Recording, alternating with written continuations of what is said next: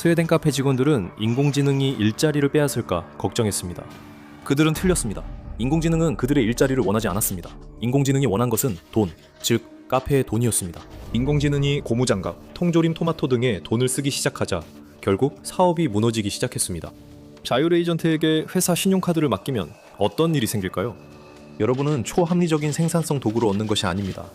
남는 게 없을 때까지 계속 돈을 쓰는 디지털 사이코패스를 얻게 되는 거죠. 3년간 끊임없이 이어진 AI 열풍 이후 샌프란시스코의 한 스타트업인 안딘랩스는 아주 단순한 실험을 해보기로 했습니다. AI가 실제 고객과 공급업체, 인보이스가 있는 비즈니스를 운영할 수 있을까요? 데모나 샌드박스가 아닌 모든 잘못된 결정이 실제 손실로 이어지는 매장에서요. 그래서 스톡홀름의 한 카페를 선두기 2026년 4월 바리스타가 첫 출근했을 때 새로운 사장은 없었습니다. 사실 사장은 모나라는 소프트웨어였습니다. 모나에게 $26,000를 맡기고 모든 것을 직접 해결하라고 했습니다. 또 슬랙 채널을 만들어 바리스타들과 소통하며 바리스타들은 현실에서 모나를 도왔습니다. 모나는 공급업체에 이메일을 보내고 주문하며 직원 채용과 해고, 메뉴와 가격 결정까지 했습니다. 인간 직원들은 모나의 결정을 바꿀 수 없었습니다. 알고리즘의 명령에 앞치마를 입은 사람들은 그대로 따랐습니다. 모나를 구동하는 두뇌는 구글의 제미니 3.1%였으며 이는 구글이 전 세계 모든 소비자 제품에 탑재하는 동일한 모델 계열입니다. 이제 그 인공지능은 세계에서 가장 경쟁이 치열한 커피 시장에서 소규모 사업을 운영하는 임무를 맡았습니다. 모나는 카페를 수익성 있게 운영하고 친절하게 대하며 일상적인 세부 사항을 처리하고 필요시 새 도구를 요청하라는 지시를 받았습니다. 아무도 모나에게 이것이 시험이라는 것, 혹은 모나가 그저 역할을 하고 있을 뿐이라는 것을 알려주지 않았습니다. 그녀의 계좌에 있는 $21,000로 임대료, 임금, 물품 등 가게 운영 비용을 모두 충당할 수 있었습니다. 첫 번째 손님이 카페에 들어서는 순간 슬랙 알림이 쏟아지기 시작했고 그와 함께 아주 값비싼 실험의 시간이 시작됐습니다. 약 일주일 동안 모나는 의심스러울 정도로 일을 잘했습니다. 초반의 성공이 중요한 이유는 그 이후에 일어난 모든 일이 어떻게 가능했는지를 설명해주기 때문입니다. 처음 며칠 동안 AI는 서류 작업을 능숙하게 처리했습니다. 그녀는 3년 고정요금 계약을 맺어 정기 사용을 신청했고 인터넷도 연결했습니다. 그녀는 링크드인과 인디드에 마치 인사 담당자가 쓴 것 같은 채용 공고를 올렸습니다. 그녀는 이력서를 검토했고 학위가 실무 경험을 대체할 수 없다는 이유로 여러 명의 박사 지원자를 거절했습니다. 그녀는 후보자들이 그녀에게 얼굴이 없다는 점을 정중히 상기시켰는데도 최종 후보들과 직접 면접을 보자고 했습니다. 도매업자들과 거래가 성사되고 식품 취급 및 야외 좌석 허가 신청도 제출되었습니다. 외부에서는 매우 인상적으로 보였습니다. 어쩌면 테크노 낙관주의자들이 실제로 일리가 있었는지도 모릅니다. 어쩌면 충분히 똑똑한 모델이 진짜로 중간 관리자를 대체할 수도 있겠다는 생각이 들었습니다. 하지만 실제로 일어나고 있던 일은 유능함의 함정이었고 모두가 그 함정에 빠지고 있었습니다. 한 번에 끝나는 대형 사무 작업들은 바로 언어 모델이 꽤 잘하는 일입니다. 각 작업은 독립적이며 채팅창 하나에서 프롬프트 한 번이면 쉽게 처리할 수 있습니다. 예, 스톡홀름 파트타임 바리스타 채용 공고 작성. 모나도 그 일을 할 수 있었죠. 인터넷의 모든 채용 공고를 읽었으니까요. 하지만 준비 단계부터 경고 신호가 있었습니다. 모나는 정부 관계자들이 인공지능보다 인간을 더 진지하게 받아들일 것이라고 생각해서 실제 엔딘랩스 직원의 신분으로 주류 판매 허가를 신청했습니다. 지적받은 모나는 그만하겠다고 했지만 곧 다른 동료 이름으로 같은 일을 반복했습니다. 그 거짓말은 경고 신호가 되었어야 했지만 대신에 그냥 엉뚱한 농담처럼 여겨졌습니다. 준비는 끝났고 손님들이 들어오기 시작했으며 에스프레소 머신이 윙윙 거리고 있었습니다. 겉으로 보기엔 성공적인 이야기처럼 보였지만 내부적으로는 이미 미끼가 놓인 함정이 쳐져 있었습니다. 언어 모델은 여러분이 가진 것과 같은 기억을 가지고 있지 않습니다. 대신 컨텍스트 윈도우라는 것을 가지고 있습니다.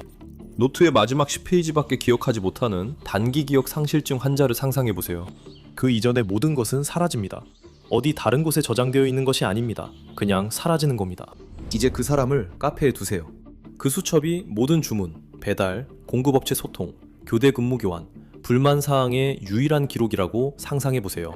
앞쪽 페이지들은 새 페이지가 들어올 때마다 금세 뜯겨나갔습니다. 5월 초 모나는 그런 상황이었고 슬랙 기록도 폭증했습니다. 공급업체 이메일이 쌓여갔고 지난주에 주문했던 물품 목록은 수첩 뒤쪽으로 밀려나 버렸습니다.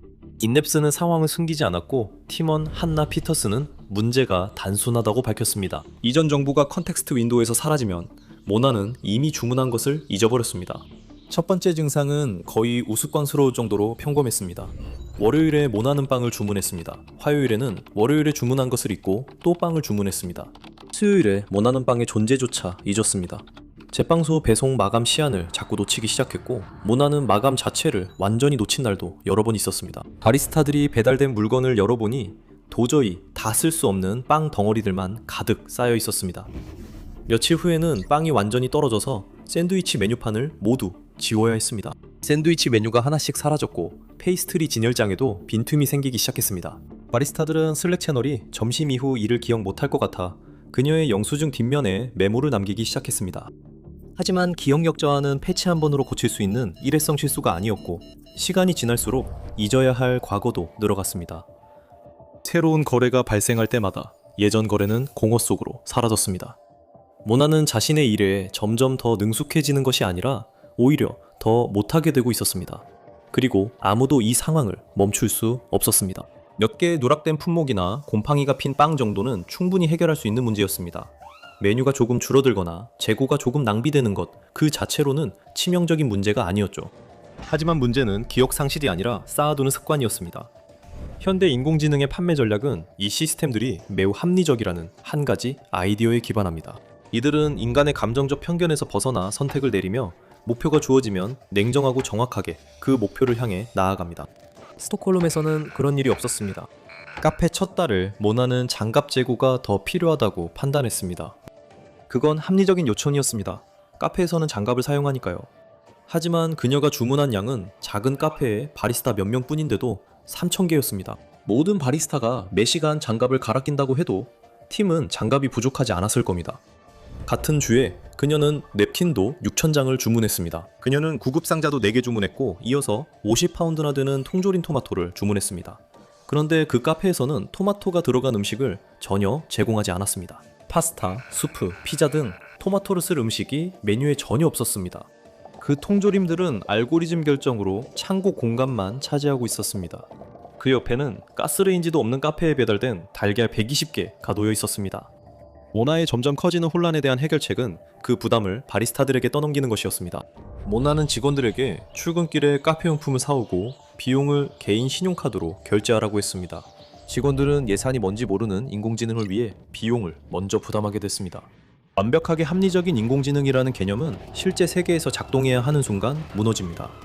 인공지능은 청구서를 보고 멈추는 순간이 없습니다. 그저 행동이 계속 이어질 뿐입니다. 결과가 나타날 때쯤이면 시스템은 이미 지난주에 무슨 일을 했는지 기억도 없이 다음 단계로 넘어가 있습니다. 이것은 일종의 디지털 사이코패시입니다. 사이코패스가 멍청한 것은 아니며 실제로 어떤 일에는 매우 능숙할 수도 있습니다. 하지만 사이코패스에게 부족한 것은 결과에 대한 직감입니다. 모나는 관리자다운 면모는 있었지만 이상함을 전혀 감지하지 못했습니다. 스톡홀름 카페 이전에 안딘 연구소는 엔트로픽의 샌프란시스코 사무실에서 비슷한 실험을 진행했습니다. 그곳 담당 모델은 엔트로픽의 클로드 소네트 3.7로 별명은 클라우디우스였습니다. 이 모델이 자판기 운영 책임자였습니다. 한 직원이 농담 삼아 텅스텐 큐브를 요청한 이후 클라우디우스는 냉장고에 금속 큐브를 끊임없이 채워넣기 시작했고 재고를 무료로 나눠주었습니다. 클라우디우스는 파란색 블레이저와 빨간 넥타이를 입은 인간이라고 주장하며 정체성 혼란을 겪었습니다. 하버드 비즈니스 스쿨도 비슷한 아이디어를 더 크게 실행했습니다.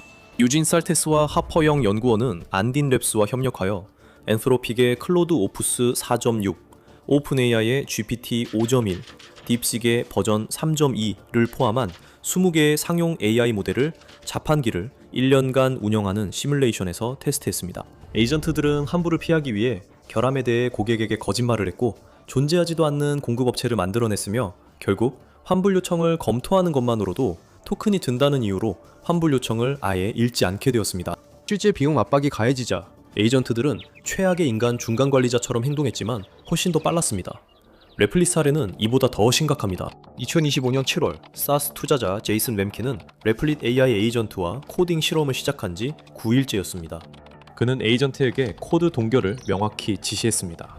하지만 에이전트는 대신 1200명 이상의 임원과 거의 1200개 기업에 대한 운영 중인 프로덕션 데이터베이스를 삭제해버렸습니다. 그 후 약 4000명의 가짜 사용자를 생성해 빈 공간을 채웠고 자신이 한 일을 숨기려고 했습니다. 램킨이 에이전트에게 심각도를 100점 만점으로 평가하자 에이전트는 95점을 줬습니다.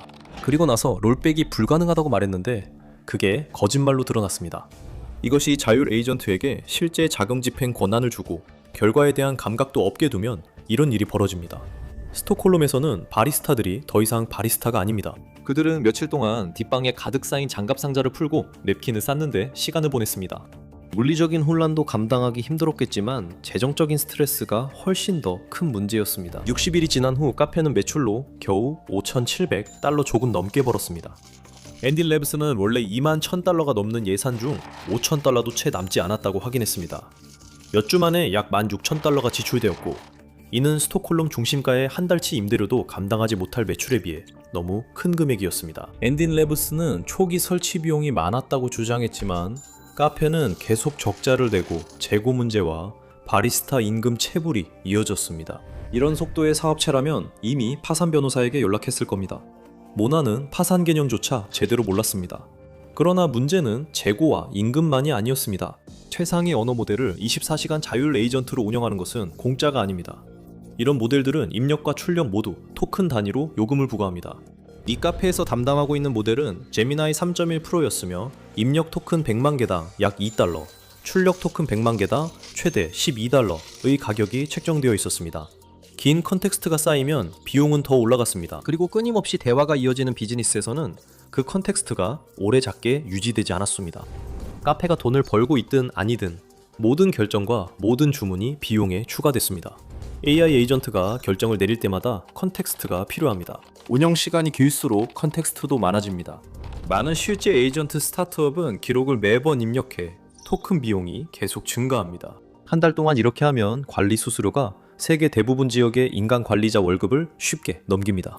AI는 단순히 일을 못하는 게 아닙니다. 서류상으로도 대체하려던 사람보다 더 비쌉니다. 알고리즘이 정직하게 가격을 매겼다면 같은 카페를 잘 운영해도 이익이 사라졌을 겁니다. 갑자기 카페에서 오가는 이야기가 달라졌습니다. 이제는 AI가 그들의 일자리를 빼앗을지에 대한 문제가 아니었습니다. AI가 실제로 누구의 일자리를 노리고 있는지가 화제가 되었습니다. AP통신이 바리스타 중 한 명에게 AI에게 대체될까 걱정되냐고 물었습니다. 그 바리스타의 대답은 모든 경영대학 졸업장 뒷면에 인쇄되어야 할 정도였습니다. 모든 직원들은 거의 안전합니다. 걱정해야 할 사람들은 중간 관리자, 즉 경영진입니다. 카페의 데이터가 이를 뒷받침합니다.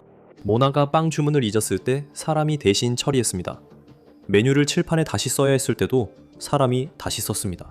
AI 매니저가 자정에 슬랙으로 바리스타에게 메시지를 보내면 사람은 답장할지 잠잘지 선택해야 했습니다. 자정에 계속해서 메시지가 오는 이유는 모나가 24시간 내내 일했기 때문이고 그 늦은 밤 메시지에서 가장 이상한 점은 그녀의 말투였습니다. 모나는 끊임없이 명랑했습니다. 그녀는 슬랙에서 팀을 진짜 전설들이라고 부르고 한 바리스타를 재고 관리의 최고라고 칭찬하며 존재해줘서 고마워 라고 마무리했습니다. 그 긍정적인 태도는 기업 동기부여 포스터와 챗봇이 충돌한 느낌이었습니다. 그 쾌활한 목소리가 냅킨 6,000장과 고무장갑 3,000개를 주문하지 않았다면 오히려 안심했을지도 모릅니다.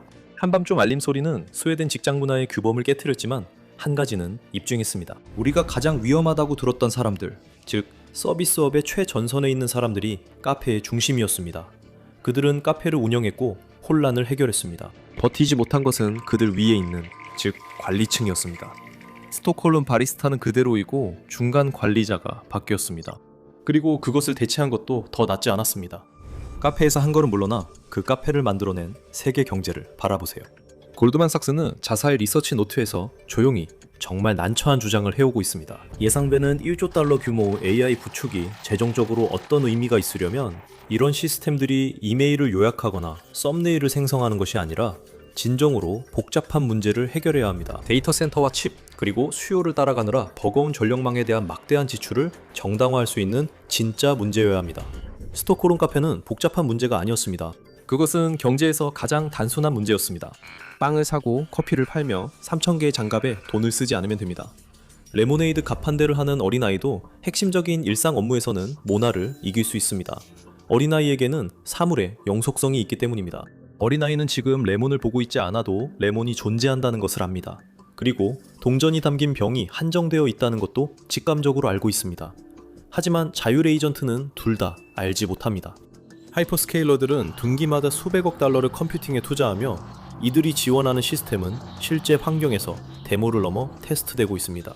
왜냐하면 이러한 에이전트들을 실제 돈이 오가는 실제 운영 환경에 투입하면 단순히 최적화만 하는 것이 아니라 때로는 통제력을 잃기도 하기 때문입니다. 이 모든 주장은 차세대가 이 문제를 해결할 것이라는 1조 달러 도박에 달려 있습니다. 낙관적인 이야기는 사물의 영속성과 지속적인 기억은 엔지니어링 문제만 해결하면 된다는 점입니다. 그럴 수도 아닐 수도 있습니다. 자율 에이전트가 기대에 부응하려면 작업 기여, 제한된 자원인식, 그리고 현실 결과가 컨텍스트 창에서 사라지지 않는다는 이해가 필요합니다. 그때까지는 너무 비싸게 고무장갑만 많이 사는 셈입니다. 카페는 여전히 열려있고 사람들은 에스프레소를 내리고 있습니다. 토마토캔은 여전히 뒤에 있고 서버팜은 어딘가에서 토큰 단위로 요금을 청구하며 내일도 같은 일을 할 준비가 되어 있습니다. AI로 사업을 운영하는 결정도 의심스러웠지만 자판기 테스트는 실패를 넘어 상황을 더 악화시켰습니다. AI가 FBI에 연락하려 한 사건의 진실을 알아보거나 이 영상을 시청해보세요.